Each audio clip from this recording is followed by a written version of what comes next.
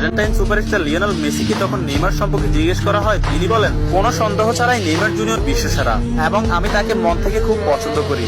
এবং Argentine midfielder Rodrigo D পল বলেছেন, যারা নেইমার জুনিয়রকে ভালোবাসে না তারা ফুটবলই বোঝে না। ফ্রান্সের বিশ্বকাপ জয়ী কিলিয়ান এমবাপ্পে বলেছেন, নেইমার শুধু ফুটবলের রাজা নয়, মহারাজাও বটে। আর্জেন্টাইন গোলকিপার এমিলিয়ানো মার্টিনেজ বলেছেন, আমি নেইমার জুনিয়রের অনেক বড় ভক্ত। আর্জেন্টাইন বিশ্বকাপ জয়ী তারকা ডিয়েগো ম্যারাডোনা বলেছেন, আগামী 10 বছরে 10 জন মেসি আসবে, কিন্তু আগামী 10,000 বছরেও একজন নেইমার আসবে না। পোল্যান্ড ও বার্সেলোনা স্ট্রাইকার রবার্ট লেভানডস্কি বলেছেন, নেইমারের মতো ফুটবলার জন্ম নিতে হলে আপনাকে 100 বছর অপেক্ষা করতে হবে। তাছাড়া ইংল্যান্ডের প্রিন্স ডেভিড বেকহাম বলেছেন, আজ পর্যন্ত এমন কোন ফুটবলার আমি দেখিনি যার ভেতর নেইমারের মতো ফুটবল আইকিউ আছে, এবং ফুটবলের ক্ষেত্রে কেউই নেইমারের লেভেলের নয়, সে দুর্দান্ত। এবং আর্জেন্টাইন বিশ্বকাপ জয়ী তারকা অ্যানহেল ডি মারিয়া বলেছেন, নেইমারের সাথে যে কোনো প্লেয়ারের তুলনা করা অপরাধ।